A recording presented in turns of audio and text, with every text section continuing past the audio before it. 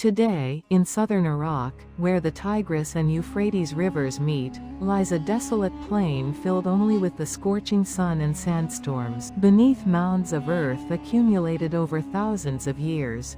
The once glorious splendor of Sumer, called the first civilization of mankind, sleeps in a deep slumber. Around 4000 B.C., long before the dawn of modern civilization, humanity entered a phase of sudden and explosive development here in the Fertile Crescent. Moving away from a primitive life reliant on hunting and gathering, they built massive cities, initiated complex irrigation farming, established laws, and accumulated highly advanced astronomical knowledge.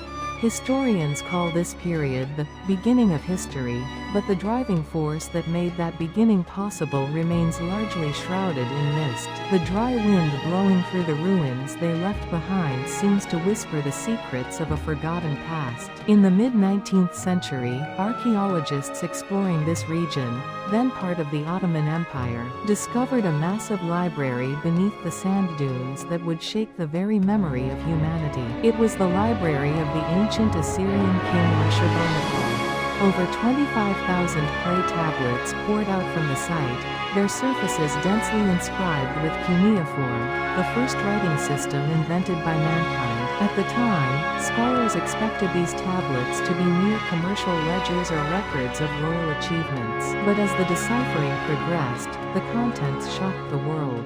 They contained stories of a great flood, the process of human creation, and precise descriptions of solar system, planets, records that predated the Bible by thousands of years. These documents formed from clay were claiming to be not merely myths, but records of historical facts, witnessed and experienced by ancient people. The Sumerians clearly recorded that their civilization was not achieved by their own power. They believed that all knowledge, technology, and the benefits of civilization were handed down from gods, whom they called the Anunnaki. The word Anunnaki literally translates to those who came from the heavens to the earth. According to the tablet records, they were beings of a completely different dimension from humans, having arrived on Earth in skyships in the distant past. Ancient Sumerian epics describe the situation when the Anunnaki first set foot on Earth in very specific and vivid detail. They reigned not just as objects of worship, but as actual rulers of ancient city-states and architects of civilization. From the perspective of modern people, their descriptions feel closer to intelligent life forms, possessing high technology rather than abstract spiritual beings. The appearance of the Anunnaki described in the tablets possessed features that were both similar to humans and yet bizarre. They had immense stature and lifespans nearing immortality, and were often depicted as winged figures or wearing horned helmets. Particular attention is drawn to the objects they carried. In Sumerian artifacts, the Anunnaki frequently appear wearing device-like objects on their wrists that resemble watches, or holding unidentified bags. Scholars have tried to interpret these as symbolic meanings, but some researchers have raised the claim that these are realistic depictions of tools or technical devices they used. Combined with textual records, these visual evidences strongly suggest the possibility that the Anunnaki were not merely products of imagination but beings with physical substance. The figures carved into clay by craftsmen thousands of years ago seem to be trying to convey a significant message to us across time. The Sumerian tablets also present a surprisingly specific reason for the Anunnaki's purpose on Earth. According to the records, they visited Earth to find resources necessary for their own planet. What they were specifically looking for was gold.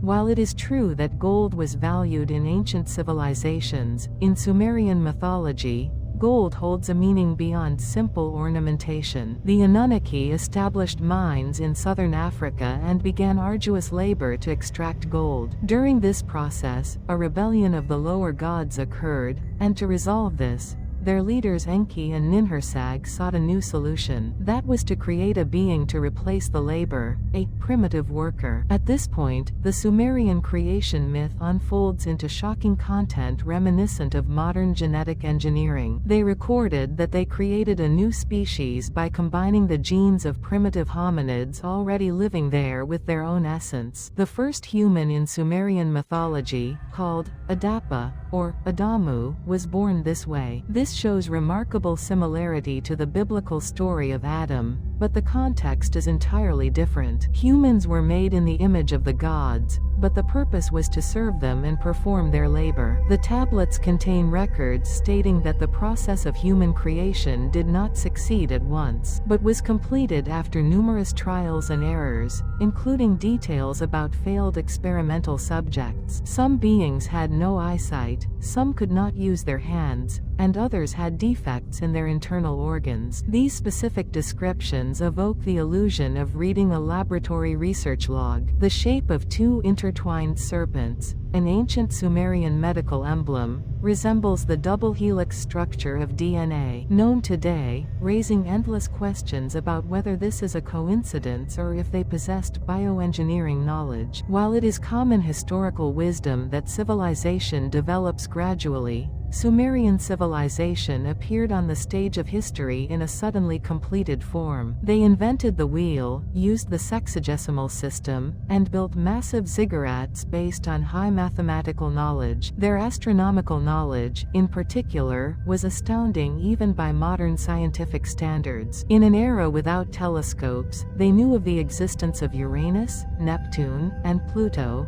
and even described the colors and characteristics of those planets. The Sumerian cylinder seal VA-243, kept in the Berlin Museum, clearly depicts the solar system, with planets orbiting the Sun accurately portrayed. What is even more mysterious is that they drew another planet between Mars and Jupiter that does not exist today. They called this planet Nibiru, the home of the Anunnaki, and believed it orbited the solar system every 3,600 years. How could they have drawn a map of the universe that is invisible to the naked eye? The rule of the Anunnaki is specifically confirmed through another clay tablet document called the Sumerian King List. This document records the names and reign lengths of kings before and after the Great Flood. Surprisingly, the reign periods of the early kings reach tens of thousands of years. King Ululim reigned for 28,800 years, and King Alalngar ruled for 36,000 years. Historians dismiss this as mythological exaggeration, but the scribes of the tablets recorded this as strict historical fact. After the Great Flood, the lifespans of kings began to decrease drastically,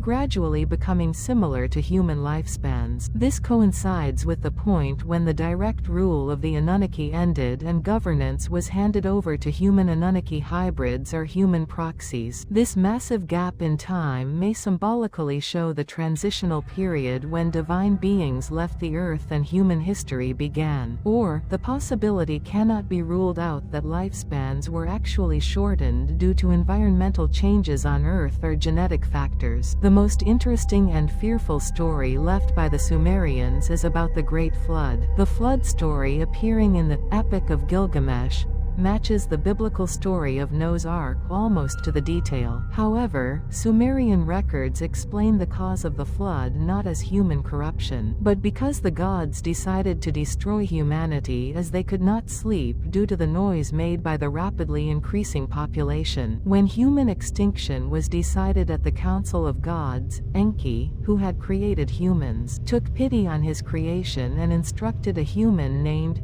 Unapishtim to secretly build a boat. At this time, Enki delivered the information as if whispering from behind a wall, to avoid the eyes of other gods, especially Enlil, who led the destruction of humanity. This dramatic narrative suggests that there was conflict and confrontation even among the Anunnaki regarding humans. The Great Flood is likely not a simple myth, but a memory reflecting a real cataclysmic period on Earth when sea levels rose as the last ice age ended. And amidst that chaos, there must have been someone's desperate effort to protect the ember of civilization. The aftermath of the Great Flood was devastating.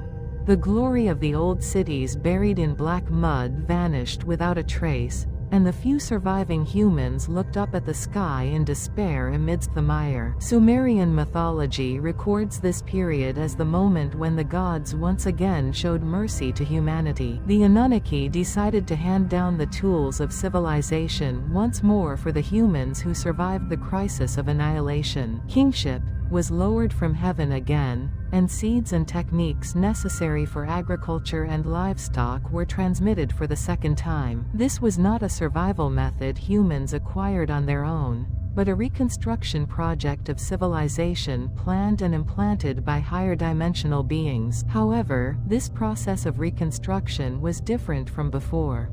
The gods no longer lived closely mixed with humans. They retreated to the sacred precincts, their own sanctuaries at the top of massive ziggurats, choosing an indirect method of ruling through human proxies. This was the moment an insurmountable class barrier was erected between God and man. As civilization was rebuilt, humanity began to harbor forbidden desires once again. The Tower of Babel incident recorded in the Bible aligns with the construction of Anunnaki in Sumerian records. They said they built the tower to reach the heavens, and to make a name for ourselves. Here, the Sumerian word, Shem, translated as name, does not simply mean honor, but implies a flying vehicle, or rocket. In other words, they were attempting to mimic the flight technology used by the gods or to go directly into space where the gods resided. These attempts by humanity made the Anunnaki nervous. According to records, the gods worried that nothing will be impossible for them if they become one, and confused their languages to scatter them. This may have been a cold-blooded decision by the rulers, to preemptively block the danger that could arise if high technology fell into the hands of an uncontrolled, immature species. Tablets dealing with the fall of Sumerian civilization, particularly the Lament for Ur, describe a disaster far more destructive and bizarre than a simple war of invasion. The text states that an evil wind struck the city, a wind that was invisible but brought death to everything it touched. People's skin peeled off even though they were not burned, water turned bitter and undrinkable, and birds fell helplessly from the sky while flying. This bears a chilling specificity resembling descriptions of modern nuclear war or radiation fallout damage. Some researchers connect this event with the destruction of Sodom and Gomorrah, arguing that a power struggle within the Anunnaki family led to the use of lethal weapons. Sand and rocks melted into glass by extreme heat, found in the Sinai Peninsula and parts of the Middle East, silently testify that a terrible heat storm occurred in ancient times. After that terrible wind, the gods began to slowly disappear from the stage of history. They may have returned to their home planet or retreated to depths unreachable by humans. What remained were human kings claiming to have inherited their bloodline, and empty temples. From this time on, humanity began to remember them not as physical entities but through a system called religion. In the past, they offered food directly to the gods and received orders, but now it transformed into offering prayers and performing rituals toward invisible beings. However, deep in the human unconscious, memories of fear and submission towards them are still imprinted. Why do we look up at the sky and hope for salvation? Why do all ancient myths around the world tell of powerful beings who came down from the sky? This may not be simple imagination, but the trauma of domination engraved in our genes. The secrets of human genes revealed by modern science make the Sumerian creation myth even more mysterious. There is an inexplicable, missing link in the process of human evolution, the phenomenon of the brain capacity increasing explosively in the transition from Homo erectus to Homo sapiens cannot be fully explained by natural selection alone.